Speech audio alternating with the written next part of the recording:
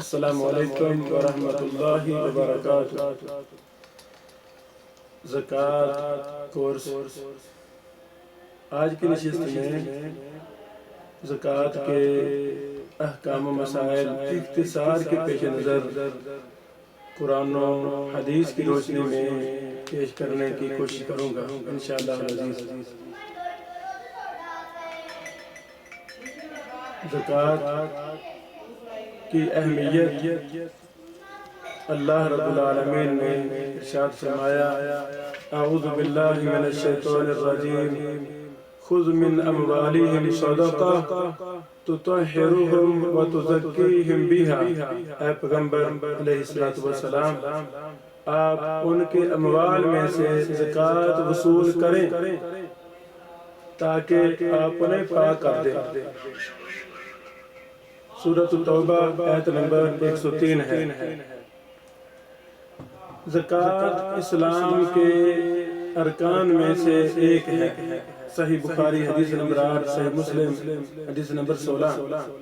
رسول اللہ صلی اللہ علیہ وسلم نے ارشاد فرمایا، جسے اللہ تعالیٰ نے مال دیا لیکن اس نے زکوٰۃ ادا نہ کی تو قیامت کے دن اس کا مال زہریلے گنجے سانپ کی شکل اختیار کرے گا، جس کی آنکھوں پر 2 سیاہ نقطے ہوں گے اور وہ اس کے گلے کا ہار ہوگا۔ وہ اس کے دونوں جبڑوں کو پکڑے گا اور کہے گا، میں تیرا مال ہوں، میں تیرا خزانہ ہوں۔ صحیح بخاری حدیث نمبر 1403۔ اس سے ثابت ہوا کہ زکوٰۃ جس پر فرض ہو اس کا ادا کرنا ضروری ہے۔ زکوٰۃ ادا نہ کرنا کبیرہ گناہ ہے۔ اللہ اکبر۔ ورنہ جس مال کو دنیا میں بچا کے رکھتا رہا، بینک بیلنس بڑھاتا رہا، اپنی تجوری کو زیادہ سے زیادہ کرتا رہا، غریبوں، مسکینوں، یتیموں کا، بیوہ عورتوں کا، مجاہدین کا، اور جن کو زکوٰۃ لگتی ہے ان کا حق اس نے ادا نہ کیا تو یہی مال قیامت والے دن اس کی جان کا دشمن بن جائے گا، گنجے سانپ کی شکل اختیار کرے گا اور اس کے جبڑوں کو نوچے گا، جبڑوں کو پکڑے گا۔ کون؟ سانپ۔ وہ سانپ اور کہے گا، میں تیرا مال ہوں، میں تیرا خزانہ ہوں۔ اللہ تعالی ہمیں خوشی کے ساتھ زکوٰۃ ادا کرنے کی توفیق عطا فرمائے۔ جانوروں کی زکوٰۃ، اس مسئلہ پر ائمہ محدثین کا اتفاق ہے کہ اونٹ، گائے، بکریوں پر زکوٰۃ فرض ہے۔ 5 سے کم اونٹوں میں زکوٰۃ نہیں ہے۔ 40 بکریوں سے کم پر زکوٰۃ نہیں ہے۔ اس پر بھی اتفاق ہے کہ 40 سے 120 بکریوں تک کی زکوٰۃ 1 بکری ہے اور 200 بکریوں تک کی زکوٰۃ 2 بکریاں ہیں۔ زکوٰۃ میں بھینس گائے کے حکم میں ہے۔ بھیڑ اور دمبا زکوٰۃ میں مشترک ہیں۔ کیا مطلب؟ یعنی دونوں کی مشترک زکوٰۃ، مشترک تعداد فرض زکوٰۃ کی معینہ تعداد کو پہنچ جائے تو زکوٰۃ واجب ہو گئی۔ یاد رہے، بھیڑ، دمبا اور بکری کا بھی یہی حکم ہے۔ اس پر بھی اتفاق ہے کہ زکوٰۃ میں اونٹ کا شمار بکری یا گائے کے ساتھ نہیں ہوگا۔ اونٹوں کو الگ شمار کریں گے، گائے اور بھینس کو الگ شمار کریں گے اور باقی چھوٹے جانور، بکرا، چھترا، دمبا، ان کو اکٹھا شمار کریں گے۔ اللہ اکبر۔ اسی طرح نہ گائے کا شمار اونٹ اور بکری کے ساتھ ہوگا جب تک تینوں قسمیں الگ الگ اپنے معینہ مقدار اور تعداد کو نہ پہنچ جائیں، زکوٰۃ فرض نہیں ہے۔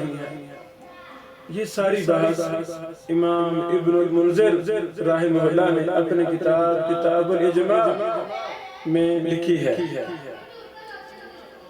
اونٹوں کی زکوٰۃ، جیسا کہ ہم نے بیان کیا کہ 5 اونٹوں سے کم پر زکوٰۃ نہیں ہے۔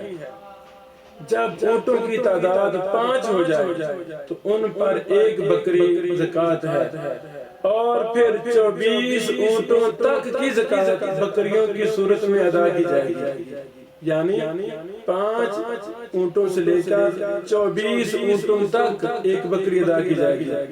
اس کی تفصیل یہ ہے: 5 سے 9 تک 1 بکری، 10 سے 14 تک 2 بکریاں، 15 سے 19 تک 3 بکریاں، اور 20 سے 24 تک 4 بکریاں زکوٰۃ میں ادا کی جائیں گی۔ جب اونٹوں کی تعداد 25 ہو جائے تو ان میں 1 سال کی اونٹنی یا 2 سال کا اونٹ ہے، 36 اونٹوں میں 2 سال کی اونٹنی ہے، 46 اونٹوں میں 3 سال کی اونٹنی ہے، 61 اونٹوں میں 4 سال کی اونٹنی ہے، 76 اونٹوں میں 2 سال کی 2 اونٹنیاں ہیں، 91 سے 120 تک 3 سال کی 2 اونٹنیاں ہیں۔ اگر تعداد 120 سے زیادہ ہو جائے تو ہر 40 پر 2 سال کی اونٹنی اور ہر 50 پر 3 سال کی اونٹنی لازم آئے گی۔ یہ ساری تفصیل صحیح البخاری میں ہے، حدیث نمبر 1453 اور 1454۔ گائے اور بھینس کی زکوٰۃ، 30 گائیوں پر 1 سالہ مادہ گائے یا نر بچڑا زکوٰۃ ہے، 40 گائیوں پر 2 سال کا بیل یا گائے واجب ہے۔ یہ امام حکم بن عتیبہ اور حماد بن ابی سلیمان رحمہ اللہ کے یہ فتاویٰ ہیں۔ مصنف ابن ابی شیبہ رقم 9933۔ جانوروں کی زکوٰۃ کی 2 شرطیں ہیں۔ پہلی شرط، نصاب کو پہنچنے کے بعد ان پر 1 سال گزر جائے۔ نصاب کو تعداد جانوروں کی پہنچ گئی ہے اور اس پر 1 سال گزر گیا ہے۔ دوسری شرط، ان کی پرورش کا سارا سال یا سال کے اکثر حصے میں جنگلوں، پہاڑوں یا سبز میدانوں میں چرانے پر ہوئی ہو۔ اگر زیادہ انحصار چرانے پر ہو لیکن کبھی کبھار گھر پر بھی چارہ ڈالا جائے تو زکوٰۃ میں کوئی فرق نہیں پڑے گا۔ یہ دوسری شرط سمجھنی ہے کہ ان جانوروں پر زکوٰۃ ہے جن کو ہم چارہ وغیرہ گھر میں باندھ کر نہیں کھلاتے، بلکہ وہ جنگلوں میں چرنے والے ہیں۔ اللہ اکبر، ان پر زکوٰۃ ہے۔ اور جن جانوروں کو ہم گھروں میں باندھ لیتے ہیں، چارہ لا کر کھلاتے ہیں یا خرید کر کھلاتے ہیں گھروں میں باندھ کر، ان پر زکوٰۃ نہیں ہے۔ بکریوں، بھیڑوں اور دمبوں کی زکوٰۃ، 40 بکریوں سے کم پر زکوٰۃ نہیں ہے، 40 سے 120 بکریوں تک 1 بکری ہے، 121 سے 200 تک 2 بکریاں ہیں، پھر ہر 100 پر 1 بکری واجب ہوتی ہے۔ صحیح البخاری حدیث نمبر 1454۔ درج ذیل صفات والے جانور بطور زکوٰۃ وصول نہیں کیے جائیں گے۔ گھوڑا، بہنگا، نر، الا یہ کہ زکوٰۃ وصول کرنے والا شخص نر لینا مناسب سمجھے، ظلم نہیں ہونا چاہیے۔ صحیح البخاری حدیث نمبر 1554۔ عیب دار جانور زکوٰۃ میں نہیں لیا جائے گا۔ سنن ابی داؤد حدیث نمبر 1568 اور یہ حسن درجے کی حدیث ہے۔ اسی طرح بانج، پالتو جانور، حاملہ اور سانڈ بھی زکوٰۃ میں وصول نہیں کیا جائے گا۔ موطا امام مالک حدیث نمبر 604 حسن درجے کی حدیث ہے۔ یہ چند ضروری مسائل کے جانوروں کی زکوٰۃ کے حوالہ سے۔ تو وہ میرے بھائی جن کے پاس سینکڑوں جانور ہیں، سینکڑوں جانور، اور وہ اکثر چراتے ہیں، نہروں میں چرا رہے ہیں، پہاڑوں میں چرا رہے ہیں، ان کو اس ترتیب کے مطابق جو ہم نے بیان کی ہے اللہ سے ڈرتے ہوئے خوشی کے ساتھ اپنے جانوروں کی زکوٰۃ ادا کرنی چاہیے۔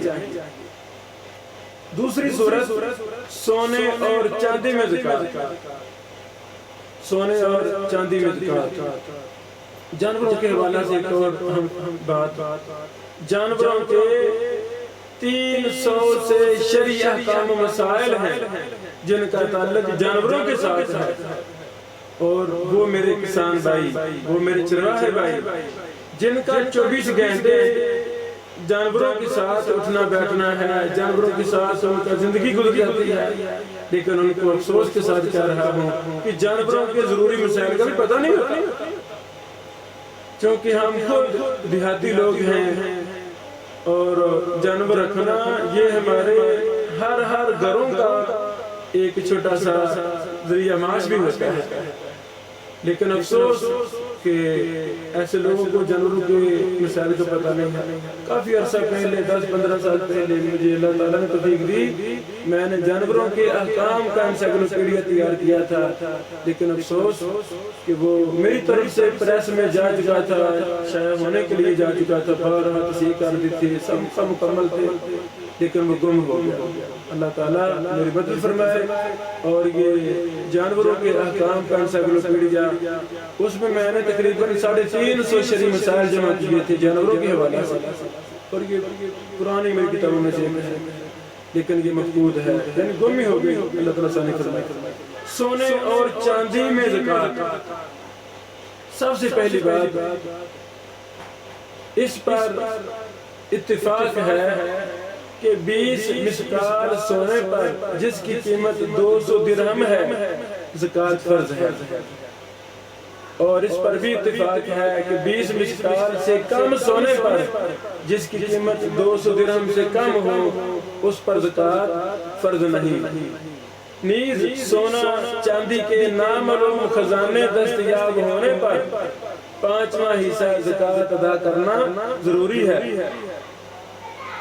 سابق مسئلہ کا لحاظ کرتے ہوئے یہ تفسیر امام ابن المنذر رحمہ اللہ نے اپنی کتاب الاجماع میں نقل کی ہے۔ سونے کا نصاب 20 دینار ہے، اس سے کم پر زکوٰۃ واجب نہیں۔ زکوٰۃ ادا کرنے کے لیے سال کا گزرنا بھی شرط ہے۔ سونا جو نصاب کو پہنچ رہا ہے وہ میرے پاس سال وہ رہے، سال بعد زکوٰۃ شروع ہوگی۔ اگر سال نہیں گزرا تو اس پر زکوٰۃ بھی نہیں۔ یہ موطا امام مالک میں سیدنا ابن عمر رضی اللہ تعالیٰ عنہما کا فتویٰ ہے۔ موطا امام مالک جلد صفحہ نمبر 246۔ سونے اور چاندی میں یعنی سونے میں 2.5% کے حساب سے 40واں حصہ زکوٰۃ ہے، 40واں حصہ، اور چاندی میں بھی 2.5% کے حساب سے 40واں حصہ زکوٰۃ ہے۔ حساب کرنے کا آسان طریقہ، جس دن آپ نے سونے سے زکوٰۃ نکالنی ہے زرگر صاحب سے پوچھیں، یا منٹ کے ریٹ گوگل پر انٹرنیٹ پر واضح آ رہے ہیں، اس کو آپ اپنے سونے کے ساتھ ضرب دے دیں گے، فی تولہ اتنے روپے سونا ہے، جتنی مالکیت بنے اس کو 40 سے تقسیم کر دیں، جو جواب آئے گا وہ زکوٰۃ ادا کرنی ہے۔ چاندی کا نصاب 200 درہم ہے، اس سے کم میں زکوٰۃ واجب نہیں۔ صحیح بخاری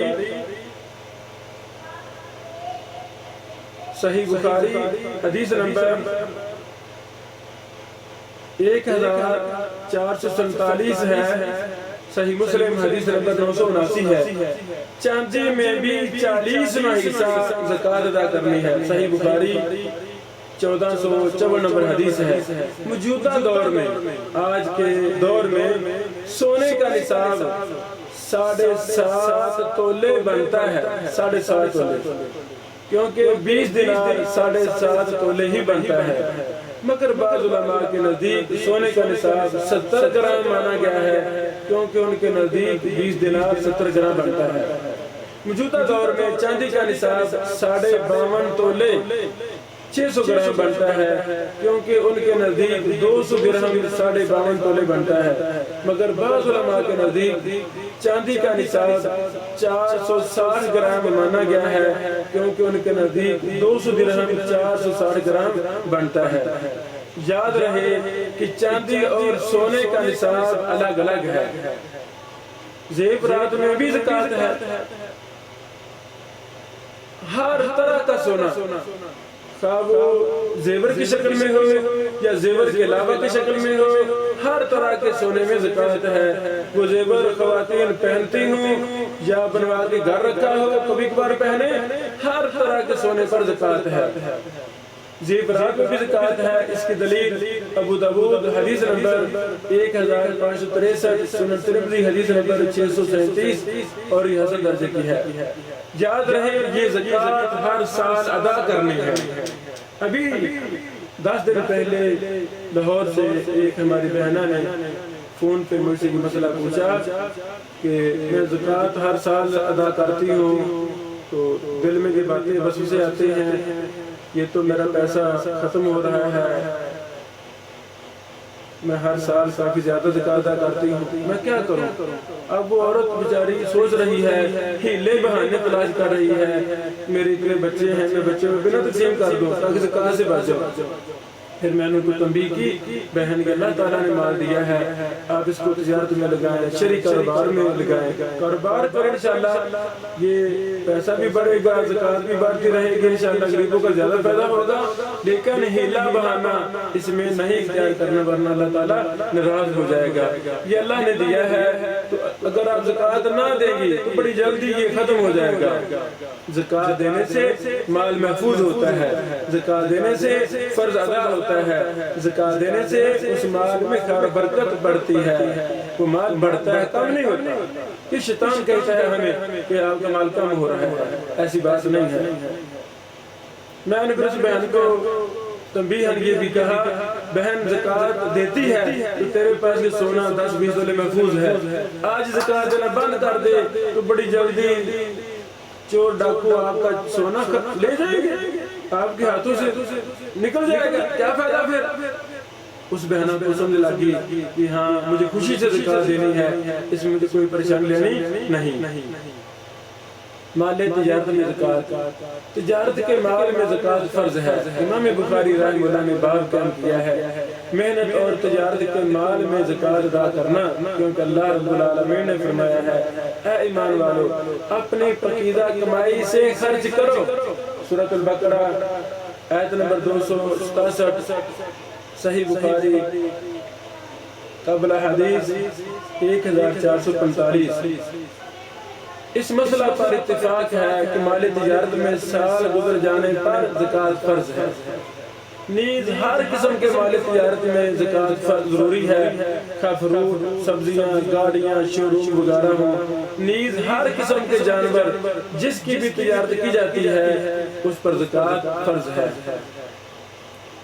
یہاں ایک اہم مسئلہ ہے، مالی تجارت سے زکوٰۃ ادا کرنے کا طریقہ کیا ہے؟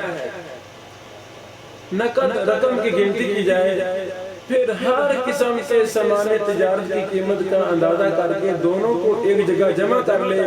اگر کسی سے قرض لینا ہے اور وہ قرض ملنے کی امید ہے، اسے بھی موجودہ رقم میں جمع کر لے، پھر جتنا کسی کو قرض دینا ہے وہ الگ کر لے۔ اب جو رقم باقی بچی ہے اس میں سے 2.5% کے حساب سے 40واں حصہ زکوٰۃ دے۔ اللہ اکبر، اللہ اکبر۔ امام میمون بن مہران تابعی رحمہ اللہ نے فرمایا جب تمہارا زکوٰۃ کا وقت آئے تو اپنے سارے مال کا حساب کرو، جس قرضے کے ملنے کی امید ہے اسے بھی شمار کرو، اور پھر تم پر جو قرض ہے اسے منہا کر کے نکال دو، پھر باقی کی زکوٰۃ ادا کرو۔ کتاب الاموال ابی عبید رقم 1219 اور اس کے سند حسن ہے۔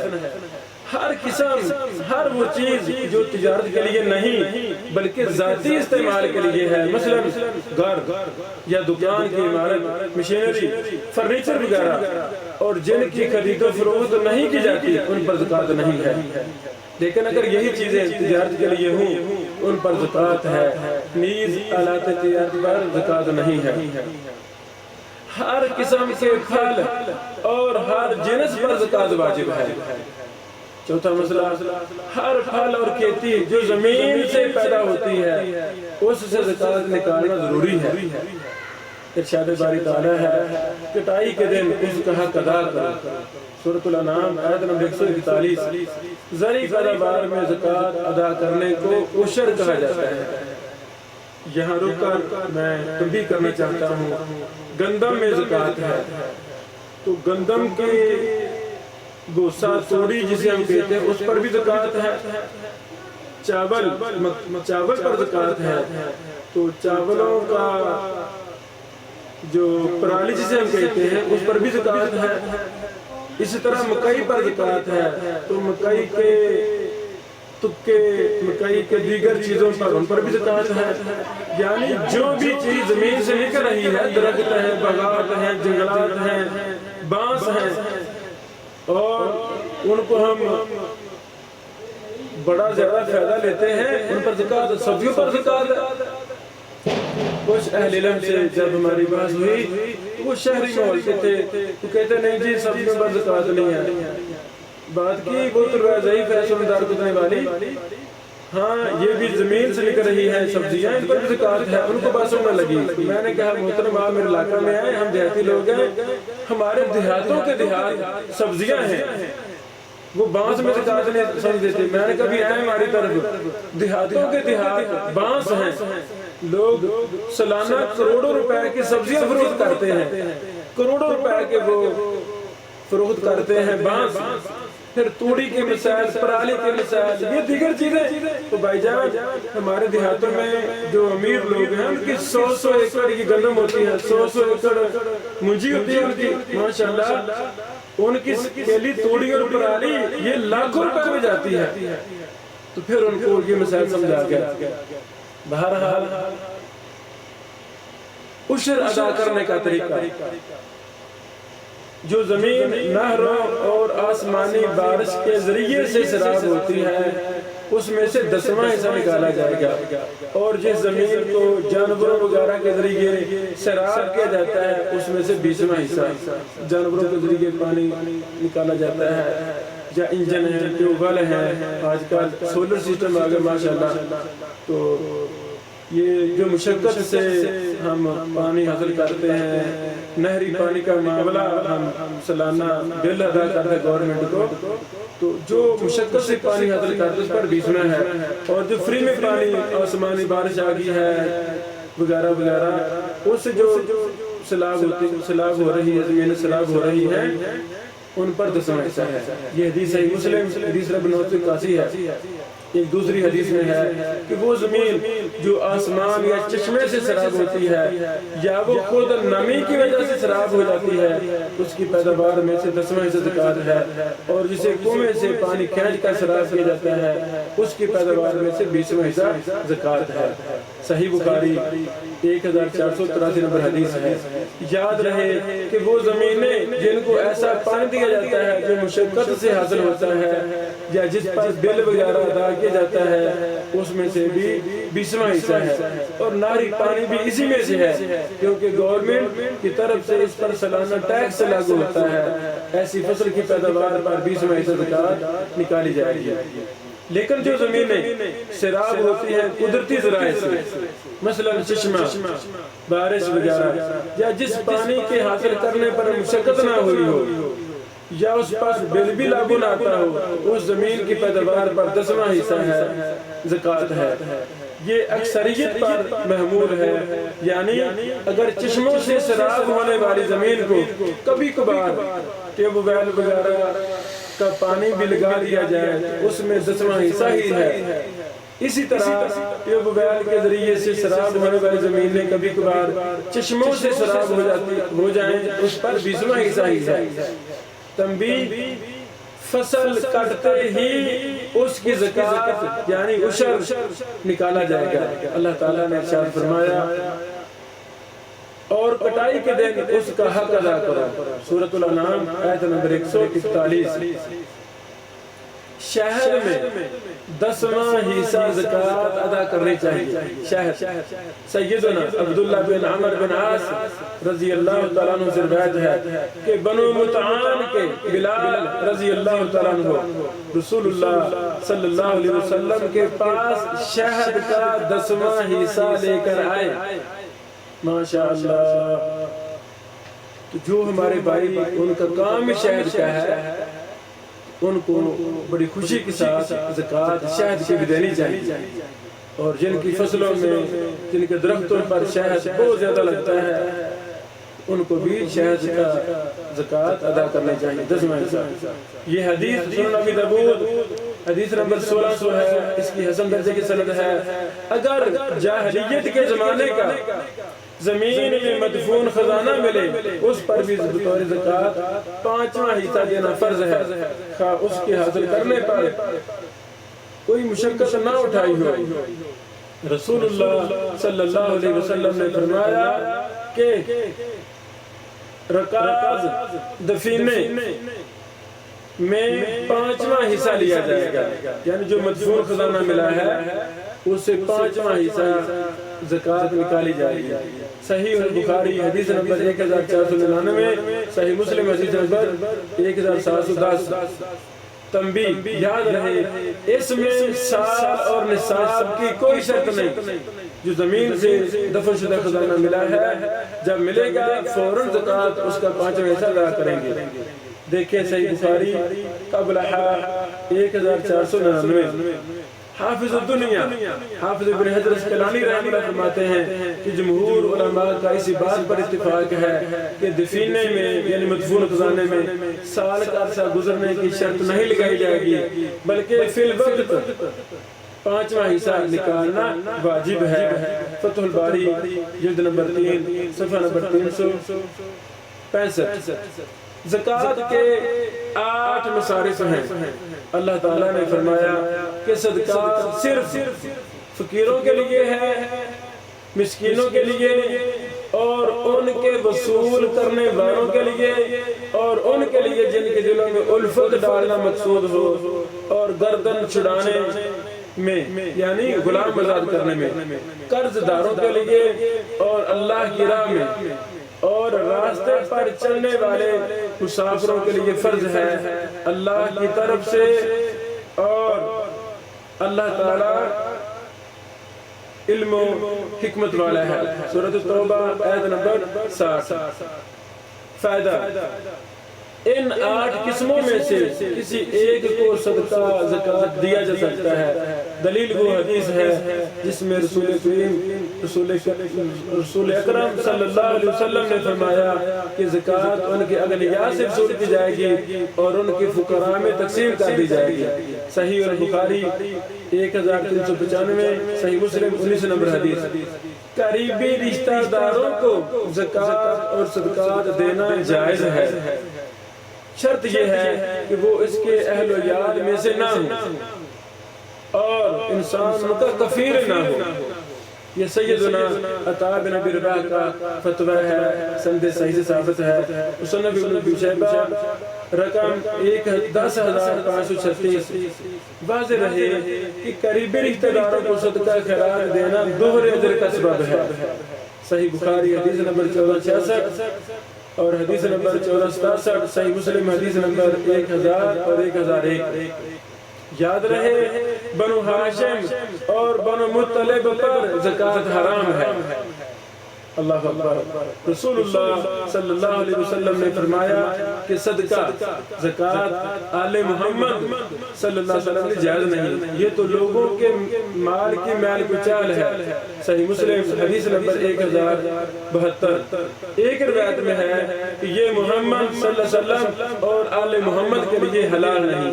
صحیح مسلم حدیث نمبر 1072۔ خامد اپنی بیوی کو زکوٰۃ نہیں دے سکتا، اس پر اتفاق ہے کہ شوہر بیوی کو مال زکات نہیں دے سکتا، کیونکہ اس کے اخراجات شوہر کے ذمہ ہیں۔ اللہ اکبر۔ اگلا مسئلہ، اولاد والدین کو زکات نہیں دے سکتی، اولاد اپنے والدین کو زکات نہیں دے سکتی۔ اس پر بھی اتفاق ہے کہ والدین کو زکات نہیں دی جائے گی، نیز اولاد میں سے جن کے اخراجات کا ذمہ دار باپ ہے انہیں بھی ادا نہیں کرے گا۔ بیوی خامد کو زکات دے سکتی ہے، بیوی کا مال وہ اس کی وراثت ہے، خامد کا مال اس کی وراثت ہے، بیوی کی کفالت خامد کے ذمہ ہے، اس لیے خامد اپنے بیوی کو زکات نہیں دے سکتا، لیکن خامد کی کفالت بیوی کے ذمہ نہیں ہے، اس لیے بیوی اپنے خامد کو زکات دے سکتی ہے اپنی وراثت سے۔ رسول اللہ صلی اللہ علیہ وسلم عید الاضحیٰ یا عید الفطر کے دن عیدگاہ تشریف لے گئے، پھر نماز کے بعد لوگوں کو وعظ فرمایا اور صدقہ کا حکم دیا، پھر آپ نے فرمایا لوگوں صدقہ کرو، پھر آپ نے عورتوں کی طرف گئے اور ان سے بھی فرمایا عورتوں صدقہ دو، میں نے جہنم میں بکثرت میں دیکھا ہے۔ لمبی حدیث، اسی حدیث میں ہے سیدہ زینب رضی اللہ عنہ سیدنا ابن مسعود رضی اللہ تعالیٰ عنہ کی بیوی تھی، وہ رسول اللہ صلی اللہ علیہ وسلم کے گھر تشریف لائیں، اجازت ملنے پر رسول اللہ صلی اللہ علیہ وسلم کے پاس جا کر عرض کیا، اے اللہ کے رسول، آج آپ نے صدقہ کا حکم دیا تھا اور میرے پاس بھی کچھ زیور ہے جسے میں صدقہ کرنا چاہتی تھی، مگر میرے شوہر ابن مسعود کا یہ خیال ہے کہ وہ اور ان کی اولاد اس صدقہ کے ان مساکین سے زیادہ مستحق ہیں جس پر میں صدقہ کروں گی۔ تو رسول اللہ صلی اللہ علیہ وسلم نے فرمایا، ابن مسعود نے ٹھیک کہا ہے، تیرا شوہر اور اس کی اولاد تیرے صدقے کی زیادہ مستحق ہے۔ اللہ اکبر۔ صحیح البخاری حدیث نمبر 1462۔ بیوی اس مال سے خامد کو صدقہ یا زکات دے گی جو اس کی اپنی جائیداد اور ملکیت میں ہے۔ صدقہ فطر کا بیان، صدقہ فطر کن لوگوں پر فرض ہے؟ سیدنا ابن عمر رضی اللہ عنہما سے روایت ہے کہ رسول اللہ صلی اللہ علیہ وسلم نے مسلمانوں کے غلام، آزاد، مرد، عورت، بچے، بڑے سب پر صدقہ فطر فرض کیا۔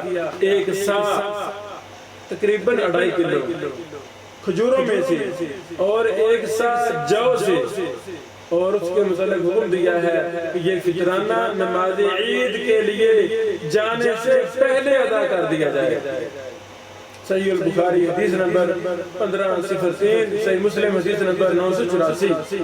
اس حدیث سے معلوم ہوا کہ مسلمانوں پر صدقہ فطر فرض ہے۔ اللہ اکبر۔ مذکورہ افراد کی طرف سے صدقہ فطر ادا کرنا فرض ہے۔ یہاں تک آدمی اپنے مملوکہ موجودہ غلام کی طرف سے بھی صدقہ فطر ادا کرے گا۔ عورت نکاح سے پہلے اپنا صدقہ فطر خود ادا کرے گی، نکاح کے بعد اس کا ضامن، اس کا کفیل، اس کا خامد ہے، پھر وہ ادا کرے گا۔ ماں کے پیٹ میں ایک بچہ ہے، اس پر صدقہ فطر نہیں ہے۔ صدقہ فطر کی مقدار 1 سا ہے، تقریباً 2.5 کلو۔ صدقہ فطر ادا کرنے کا وقت حدیث سے معلوم ہوتا ہے کہ صدقہ فطر نماز عید سے پہلے ادا کرنا چاہیے۔ ایک حدیث میں ہے اسے نماز عید کے لیے جانے سے پہلے ادا کر دیا جائے، جیسا صحیح بخاری حدیث نمبر 1503 میں ہے۔ اگر آپ کی بستی میں، آپ کے شہر میں بیت المال کا اہتمام ہے، خزانہ ہے جہاں بیت المال جمع ہوتا ہے، تو آپ اس خزانہ تک، اس بیت المال تک عید سے 1-2 دن پہلے مال اپنوں سے جمع کروا سکتے ہیں، جیسا کہ صحابہ کرام اس طرح ان سے ثابت ہے۔ صحیح بخاری حدیث نمبر 1511 ہے، اور یہی حدیث موطا امام مالک میں ہے۔ وہاں یہ وضاحت ہے کہ بیت المال میں وہ 1-2 دن پہلے جمع کروا دیتے تھے۔ بہرحال اس کی گنجائش ہے، بیت المال نہ بھی ہو تو آپ 1-2 دن پہلے زکوٰۃ ادا کر سکتے ہیں، لیکن افضل بہتر یہی ہے جب عید الفطر کا چاند طلوع ہو جائے اسی وقت زکوٰۃ ادا کی جائے۔ صدقہ فطر کن چیزوں سے نکالا جا سکتا ہے؟ کھجور، جو، گندم، پنیر، منقع۔ یہ صحیح بخاری مسلم کے حدیث ہے، مسلم صحیح بخاری حدیث نمبر 1503، اسی طرح 1506 صحیح مسلم حدیث نمبر 984، اس طرح 985 میں ہے۔ صدقہ فطر ادا کرنے کے مقاصد یہ ہیں تاکہ روزہ دار دوران روزہ میں کی ہوئی لغو حرکات سے پاک ہو جائے۔ انسان ہونے کے ناطے روزے دار سے بھی کچھ کمی ہو سکتی ہے چھوٹی بڑی، تو اس سے اللہ تعالیٰ کو معاف کر دے گا اور مساکین کو کھانے کا سامان مل سکے۔ سنن ابی داؤد حدیث نمبر 1609، اور اس کی سند حسن ہے۔ معلوم ہوا جو چیز بطور صدقہ فطر ادا کی جائے وہ چیز کھانے کا ذریعہ ہو۔ تنبیہ: صدقہ فطر میں جنس کی قیمت ادا کر دینا ثابت نہیں ہے، چنانچہ اس سے پرہیز کرنا چاہیے، کیونکہ نبی علیہ السلام کے زمانہ میں نقد قیمت بھی ہوا کرتی تھی، مگر وہ صدقہ فطر میں جنس نکالتے تھے نہ کہ نقد۔ شیخ الاسلام ابن تیمیہ رحمہ اللہ فرماتے ہیں صدقہ فطر روزمرہ کی خوراک سے ادا کرنا چاہیے۔ مجموع الفتاوی ابن تیمیہ جلد نمبر 25 صفحہ 35 اور 36۔ خلیفہ عمر بن عبدالعزیز رحمہ اللہ نے صدقہ فطر میں ہر انسان سے آدھا درہم لینے کا حکم دیا۔ مصنف ابن ابی شیبہ رقم 10368، اس کی سند صحیح ہے۔ امام ابو اسحاق السبیعی نے کہا میں نے لوگوں کو رمضان میں صدقہ فطر میں کھانے کی قیمت دراہم دیتے ہوئے پایا ہے۔ مصنف ابن ابی شیبہ رقم 10371، اور اس کی سند حسن ہے۔ اس سے معلوم ہوا کہ نقدی کی صورت میں بھی صدقہ فطر دیا جا سکتا ہے، لیکن بہتر یہی ہے کہ جنس سے زکوٰۃ دی جائے، جنس سے عشر دیا جائے۔ جنس یہ تاریخ یعنی خلیفہ عمر سے لے کر یہاں تک یہ میرے استاد محترم اپنے دور کے امام اور محدث حافظ فیاض لذیذ صاحب رحمہ اللہ کی ہے، اور یہ میرے سامنے جو کتاب ہے شرعی احکام کا انسائکلوپیڈیا، اس میں یہ میرا مضمون ہے زکوٰۃ کے احکام، اور اصل یہ مضمون پہلے ماہنامہ الحدیث حضرو میں چھپا تھا مستقل مضمون۔ استاد محترم شیخ زبیر صاحب رحمہ اللہ نے اس پر نظر ثانی کی، اضافات کیے بڑی برائٹوں میں، اور حکم بھی لگائے، یعنی جو میں حکم بیان کر رہا ہوں ابھی آج کی مجلس میں یہ سارے ماہنامہ الحدیث حضرو میں آپ کو ملیں گے۔ اللہ تعالیٰ شیخ محترم کو جنت الفردوس عطا فرمائے، آمین۔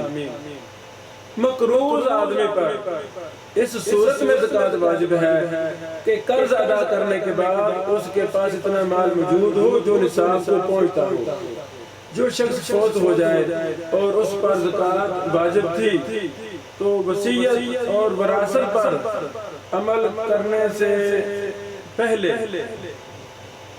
زکوٰۃ ادا کریں، کیونکہ یہ بھی قرض کی ہی صورت بنتی ہے۔ اللہ تعالیٰ نے فرمایا اس وصیت کی بات جو تم کر گئے ہو اور قرض کی ادائیگی کے بعد، سورۃ النساء آیت نمبر 11، یہ قرض اللہ تعالیٰ کا حق ہے اور اسے ادا کرنا ضروری ہے۔ رسول اللہ صلی اللہ علیہ وسلم نے فرمایا اللہ تعالیٰ کا قرض ادائیگی میں سب سے زیادہ مستحق ہے۔ اللہ اکبر۔ صحیح بخاری حدیث نمبر 1953، صحیح مسلم 1148۔ اگر کسی کو قرض دیا ہے اور اس کے ملنے کی امید ہے، اپنے پاس موجود رقم کے ساتھ اس کی بھی زکوٰۃ ادا کرنی ہوگی۔ اگر ایسے شخص کو قرض دیا ہے جس سے ملنے کی امید ہی نہیں، تو پھر اس قرض کے ملنے تک قرض شدہ مال کی زکوٰۃ کو مؤخر کر دیا جائے گا۔ اگر وہ قرض مل گیا تو زکوٰۃ ادا کرنی ہوگی، اگر نہ ملا تو زکوٰۃ نہیں۔ فتاوی اسلامیہ جلد نمبر 2 صفحہ نمبر 88، عورت کا حق مہر اگر نصاب زکوٰۃ کو پہنچتا ہے تو اس پر بھی زکوٰۃ واجب ہے۔ جو مال حرام ذریعے سے کمایا گیا ہے اس پر زکوٰۃ نہیں۔ سونا چاندی کے علاوہ دیگر جواہرات جو قیمتی ہیں ان پر بھی زکوٰۃ ہے۔ اسی طرح بات کا موقف ہے کہ سونا چاندی کے علاوہ دیگر جواہرات پر زکوٰۃ نہیں۔ اسی طرح غلام، گھوڑے، گدھوں، خچروں، پالتو عاملہ، بار برداری والے جانوروں اور علاقے تجارت میں بھی زکوٰۃ نہیں ہے۔ اسی کے ساتھ ہماری آج کی مجلس ختم ہوئی۔ تو ماشاءاللہ زکوٰۃ پر تو بڑی بڑی کتابیں لکھی گئی ہیں۔ یہ اللہ کی توفیق سے آج سے 16-17 سال پہلے میں نے یہ مضمون لکھ کر استاد محترم شیخ زبیر زئی صاحب رحمہ اللہ کو بھیجا تھا۔ انہوں نے اپنا رسالہ الحدیث 41 نمبر شمارہ میں اس کو شائع کیا تھا۔ تو پھر اس کو ہم نے اپنی کتاب شرعی احکام کا انسائکلوپیڈیا میں نے اس کو ایڈ کر دیا۔ اللہ تعالیٰ ہماری اصلاح فرمائے۔ تو یہ چند اہم مسائل کی طرف ہم نے باہوالا بات کی ہے۔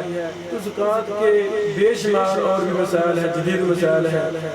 آپ جو بھی جہاں ڈاؤٹ ہو اپنے شہر کے علماء کے پاس جا کر یہ مسائل سمجھیں، زکوٰۃ کے یہ شعور بیدار کریں، شعور عام کریں، اس پر لٹریچر کتابیں خریدیں، ان کو تقسیم کریں تاکہ زکوٰۃ کا شعور امت میں عام ہو۔ اللہ تعالیٰ ہم سب کی اصلاح فرمائے۔ اور جہاں ڈاؤٹ ہو ہم سے پوچھ سکتے ہو تو ہم سے پوچھیں، انشاءاللہ ہم جو حسب توفیق ہم سے ہو سکا ہم آپ کی پوری رہنمائی کریں گے۔ بارک اللہ فیکم۔ السلام علیکم ورحمۃ اللہ وبرکاتہ۔